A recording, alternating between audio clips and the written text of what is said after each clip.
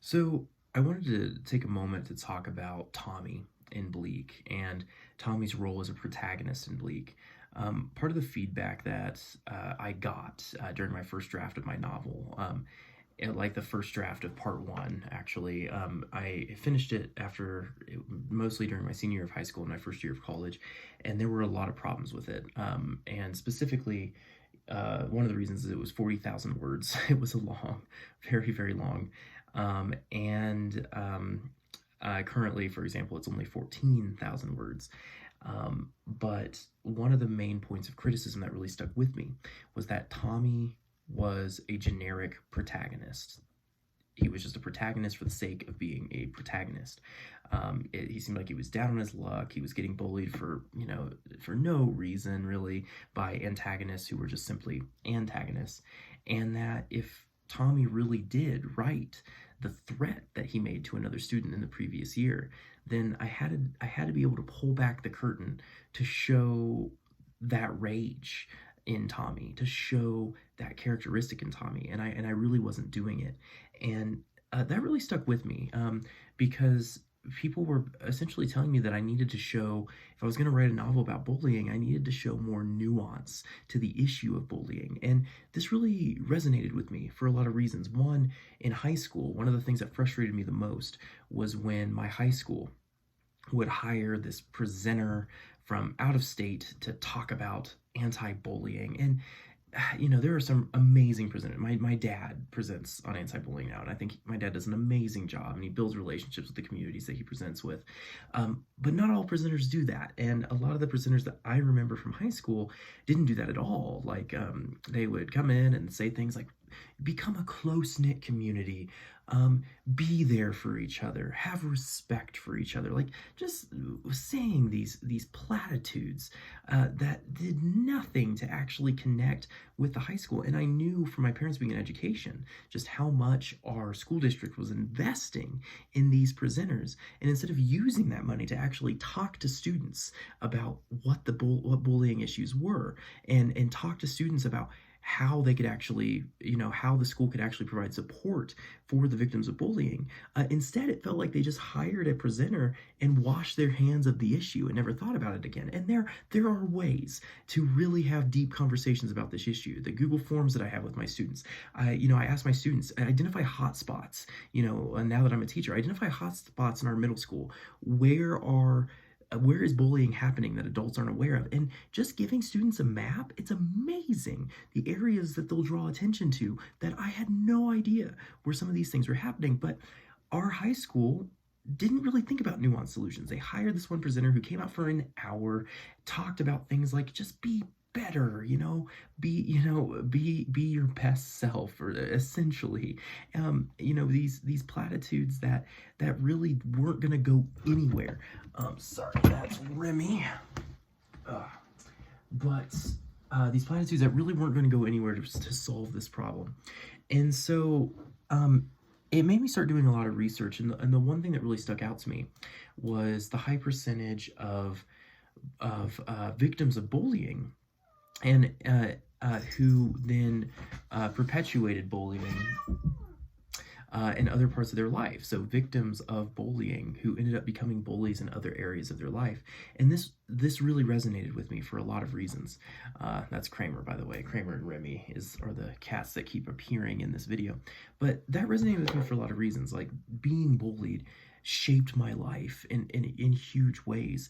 But hearing that fact made me really think about some of these issues that happened in my own past. I think back to my fourth grade year a lot. I tell my students, something I tell my students now is that you don't always know when you're about to have one of the most important days of your life. And one of the most important days of my life was when, in my fourth grade year, my friend Connor, none of us knew this, but he was going through a really difficult time. And I had other friends of mine who were picking on him. And it was like a group of 6 people who were all around my friend Connor, just making fun of him. And I got invited to join in. And at this time, I was pretty well liked in the student body. Both my dad was an art teacher, like a legendary art teacher in the school. My mom was student teaching in the school. My parents were well liked. I was kind of well liked by everybody. And so I was kind of choosing between two friends here, and all I could think about was how wrong it was that people were doing this to Connor. And Connor had been very, very nice to me. Earlier that summer, believe it or not, I when we went to the swimming pool, like the Bueller swimming pool, it was like a treasured like tradition in my little town of Inman. I lost all my change. All my change fell out of my pocket, and Connor bought a Dr. Pepper. This is a third grader, bought a Dr. Pepper and shared it with a third grade friend. Like, what third grader does it? And that's all I could think about was how someone was so nice to me who was now getting mistreated by some of my other friends. And so I had been getting in trouble for cussing, in school. And so I had to make up other sayings instead of cuss words. And I told all of the people picking on Connor to eat a sandwich. I screamed, eat a sandwich, and they probably looked at me confused or whatever. But I stood up for Connor that day. And after that day, it was Connor and I against the world. It felt like, Connor and I, they stopped, our classmates stopped throwing us the football in football. They would no longer throw us the football or let us participate in games. So Connor and I would sneak out to recess early and punt the football over the fence so that no one could play football. It didn't really make us well liked, but, we stood up for ourselves. It was us against the world. The next year, Connor, my dad and my mom all left the school, and it really felt like it was just me. And it was I wasn't allowed to play in football games anymore. Or there was a lot of times where people didn't want me to play football or didn't want me to play soccer. There were times where my classmates would say, anyone who doesn't want to be on Honeycutt's team, and they would throw in a cuss word or two with that, can come join our team, and everyone would leave. It was just me. And those moments stick with you. You really do think about those moments.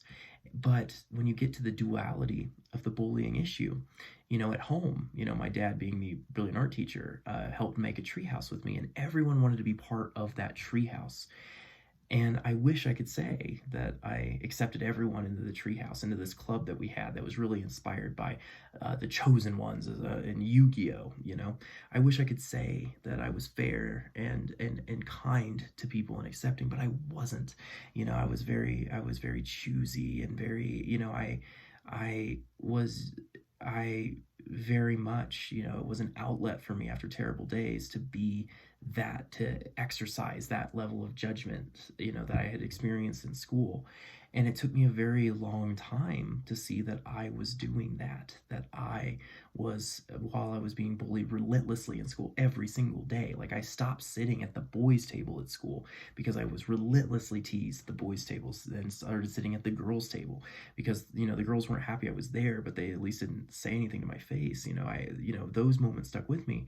But at home, I would often, I would be that judgmental or that exclusionary at home. And there were a couple of kids that I remember. Um, you know, I remember one kid that I wouldn't let into the club. And in the middle of my fifth grade year, when I didn't have any friends, I realized that this kid, was the only person who was still willing to hang out with me. And I remember a day where I just apologized for everything, where I saw what I was doing and I apologized. And that kid is one of my best friends in the world now. But it took, I still every once in a while call and apologize for that behavior because it was awful of me. Another one of the kids that I excluded from this club ended up being one of my most relentless bullies. Ended up joining in with the kids who bullied me. And I remembered a couple of years later, he and I played on the same baseball team, this other kid who I had bullied, and then he bullied me in turn. And we had a real talk, where I talked about how hurt I was by some of the things that he did to me, some of the names that he called me every single day. And he talked about how, part of his motivation was how I wouldn't let him into that club. And that day, we're both 13 years old and apologizing to each other about this deep issue. And that apology, that shared apology that this kid and I had, really shaped Bleak, because it was this real, authentic moment of vulnerability where we acknowledged some of the terrible things that we had done to each other and expressed us wanting to make amends. And that idea is what really shaped Tommy. Tommy, who does receive this relentless bullying and targeted abuse at school, but is imperfect and resorts to imperfect means, and often resorts to rage because of these feelings that he has. I truly wanted to explore that and go deeper with Tommy, so that Tommy wasn't this one note protagonist. And that was something that really stuck with me, and I hope that I was able to really explore that and explore the imperfect nature of Tommy in Bleak, because I feel that this imperfect nature um, is a layer of authenticity on this bullying discussion that we often don't see. Bullying isn't black and white. It rarely is that, that one big bully, who's 6'6" and giant and massive and yelling at everyone, and these everyone bands together, to go against this bully, as we often see in shows. It's often way more nuanced and complicated than that. And what my hope is that exploring the layers of Tommy will help go into that nuance of this discussion. Before leaving today, I want to thank my close childhood friends, both Connor Jansen and Scott By. When I tell my students that you never know when you're about to have one of the most important days of your life, I think of my friends Scott and Connor. Scott and Connor, we had some rough days in our childhood, some really rough days, but both of these friends have become two of the most important people in my life. When I was facing going back to my school district where I had received the worst of my bullying, Connor told me that I should transfer to his school, and that ended up being one of the best decisions of my life. Connor, Scott, and I ended up all living together in college, and they are still two of the closest friends that I have in the world. So, of course, my parents, who helped me navigate through those times as well, but those were some of the darkest times of my entire life.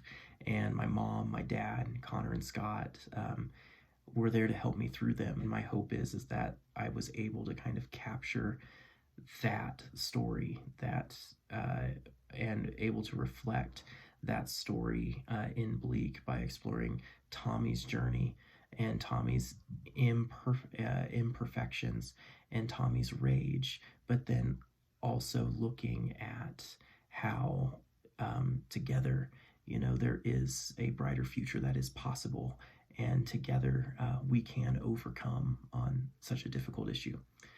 This was way more long-winded than I expected, but I hope there was something real here. Thank you so much for listening.